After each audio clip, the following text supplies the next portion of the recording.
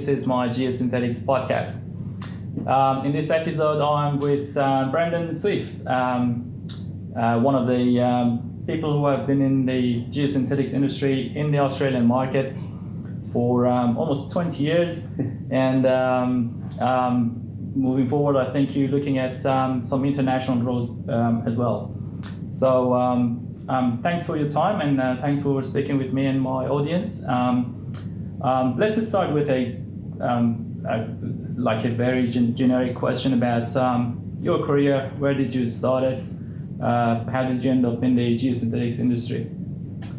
So I graduated from Monash Uni in Melbourne, did my undergrads of economics and civil engineering, finished in the early 90s, and it was a bit of a recession in Victoria, so I ended up working in factories, doing some research on precast concrete structures, and worked with a precast concrete company for 7 years, moving around Australia. And then in 2000 I took a year off and finished a master's degree and in business administration, and then went back then I looked for a job in the paper. That was how long ago it was, and I ended up in a technical marketing role with Geofabrics starting in 2001. So I didn't know anything about geosynthetics, and here I am 20 years later. Yeah, fantastic. And so like you said, 20 years in one company, Geofabrics, and being a leader in the Australian market. My second question is, how do you see these, like the 20 years when you look back? What did the industry look like back then? And what sort of changes you've seen in the market in the past 20 years, and what's the present status of these of the geosynthetics industry in Australia? It's a good question. It's for me, it's been an exercise in watching an industry grow up. So whilst geosynthetics have been around probably since the late 60s and 70s, from in a serious sense. I mean, Geofabrics started in 78. Started production 87, but it still was an embryonic or a small industry, whereas since I've been around, I've watched it grow up, and you get the jobs get bigger, the products get more accepted as a solution, and it really has matured. So you look at what that brings, and if I look at that industry maturing today, you've now got quite sophisticated investors coming in terms of venture capital companies. You've got some sophisticated marketing and production technique. I mean, it's actually quite nice to look back and watch what you think was your baby, and now it's it's grown up as an industry. And it's in terms of the milestones in Australia. My thoughts are we've always had some very good people in the industry. They've really promoted geosynthetics as a solution quite well, and this is so they've gone before us. But there are plenty of people who've done some great research, and we really have punched above our weight in terms of the use of geosynthetics in the world. And if I was to pick one item looking back over 20 years, as that was something the industry should be quite proud of. I look at the introduction of the BEPM guidelines in Victoria for landfill as a fantastic achievement, and the people involved with that should be extremely proud, because it changed the industry for the better, and we saw more commercial labs open up, the industry capability expanded, and from a manufacturer's perspective, we actually got to know our process and our products in a much deeper way, and it's helped force us to stay at our leading edge. So I look at it and say, it's started off here many years ago, and has just grown and improving.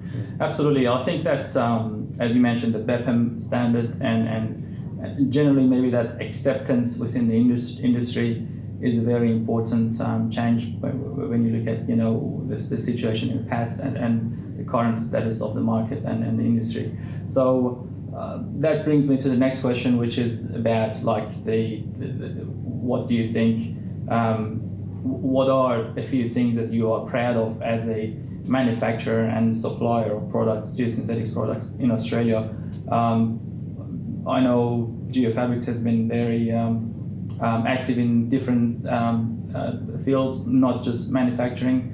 So you are probably one of the only companies who actually manufacture in Australia a few of the core products, and also you do a lot of research and development and PhD support and that sort of activities. Can you just tell us about that as well? Yeah, so Geofabrics has always had a commitment to local manufacturing and being close to the customer, and obviously with the rise of China and increased globalisation, that can get reasonably tough at times. But if I look at one thing I'm very proud of is that we still have 2 factories in Australia. We employ more people today in manufacturing than we did 15, 20 years ago. We've improved our volume and quality in our processes immensely over that time and continue to invest. So, I don't think we are at our core. We are a manufacturer, but that's not how we define ourselves, because we are, we provide solutions to the engineering community. But that manufacturing presence is central to the business model, but as is a commitment to product quality, understanding the products. We invested in an R&D lab over 10 years ago, which we did it because no one else had the capability in the region, and we wanted to have the industry improve, and we opened it up for free to clients, and that was accepted really well. We sponsor PhD students, we do research with universities, so we get out and we educate, do seminars. So there's a lot going on in terms of how to keep if you want to be called a market leader, sometimes you've actually got to lead. So so to get up every day and lead and have that commitment to local manufacturing, it's definitely. I'm very, very proud of that. Definitely. No, perfect. So talking about the past and present, my next question is about future. What do you think the future of geosynthetics industry would look like in the next, say, 10 years or so? What are the areas that you see are moving fast, improving, and what are the areas that might be something that a lot of maybe other players in the market need to focus on? One thing's for sure, there'll be more competition, not less. That's always the way, but that's how you keep yourself match fit. I think sustainability is emerging as a real theme, even though Australia has been a little bit of a laggard in terms of, you could argue a laggard in terms of positioning around the world in terms of climate change and action and so forth. I think that will emerge, and geosynthetics has got a central role in that. You could call it sustainability, you could call it value engineering, but with geosynthetics, you're building the same structure with less impact on the environment. So that's certainly emerging as a theme. I look at the research going in today for the products of the future. So things like emerging contaminants. I mean, PFAS is the buzzword at the moment, but there'll be others behind that. Exactly. There are mining processes that are doing research in terms of how to contain waste and so forth. So I think you'll find more manufacturers and universities will be trying to find where the limits are for products, particularly around lining systems. But also there's, at the moment, all the products are kind of dumb products. They just perform a function. Some perform 2 or 3 functions. That's right. There are companies out there collecting data and putting sensors in systems and so forth, but there's actually no one yet to master making the product collect the data and transmit it back. And I'm not sure where the need will come from and who will be willing to pay for it, but at some point a company will come out and say, you can now monetize the collection of data through geosynthetics. And I think that'll be quite an interesting journey. So very, very interesting. And there's always new products. If few years ago, we weren't really talking about bituminous membranes. Now they're on the scene. In terms of the plastic liners or polymer liners, you've got the EVAs. I think they're emerging as relatively new, and you've got cementitious, concrete on a roll now. So there will always be people bringing something else through. So it's actually you can't be Nostradamus, but it's actually quite an exciting time to be involved. Yeah, no, absolutely. And my last question, as always, is about maybe one highlight of your career in the past 20 years in the geosynthetics industry that you think has maybe had a significant implication or influence on your career. What do you think it was, and how did it affect the career? Yeah, my father was a civil engineer, and he was a contractor. Yeah. So he would get up and go away for a couple of years, and then come home for a while and go away. Mm-hmm. And one thing we did as a family was we moved around, and when I started my career, I knew that opportunities would either come in the same company if I moved around, or if I stayed in the same city, I'd have to move around company. So I chose to move around geographically, and I think in my late 20s I went off to Launceston in Tasmania for 2.5 years, and I didn't know a soul, and I was said to an older friend who probably 20 years older than me, I said I'm off, going there for a few years. I don't know anyone, I'll probably go back to university and study something, but I'll do something for fun.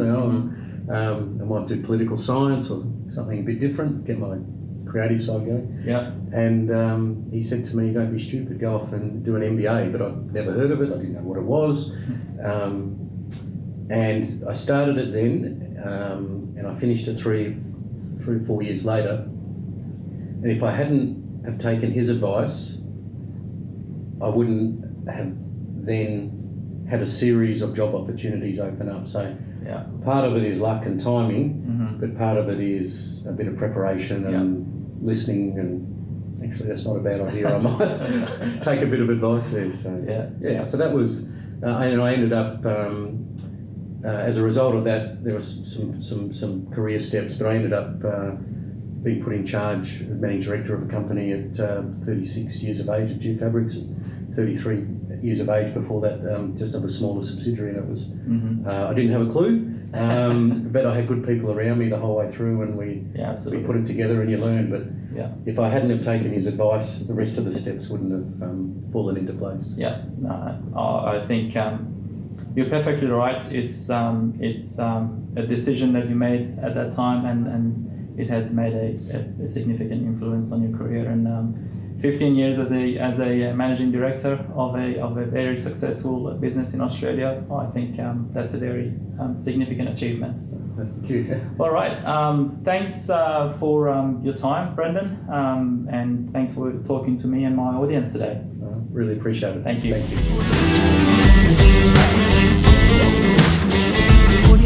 you.